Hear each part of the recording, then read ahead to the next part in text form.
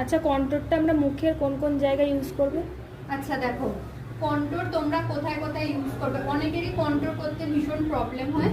তো ফার্স্টে যেটা করবে, এই রকম একটা ব্রাশ নিতে পারো বা যে কোনো একটা ফ্ল্যাট ব্রাশ নিয়ে ফার্স্টে তোমরা এই নোজটাকে কন্ট্রোল করবে এইভাবে।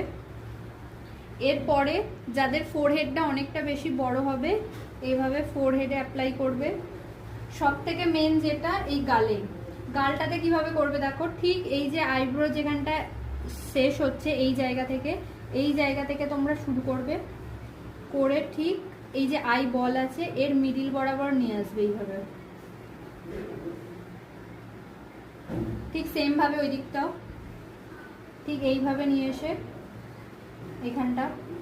এরপরে যাদের ডবল চিন থাকবে তাদের জন্য কি করবে, এই জায়গাটা, কিন্তু যাদের ফেসটা একদম সরু হবে তাদের সেই রকম কন্ট্রোল করা কোনো প্রয়োজন নেই।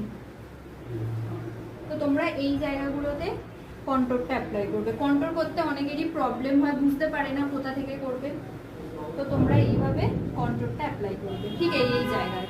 ঠিক আছে।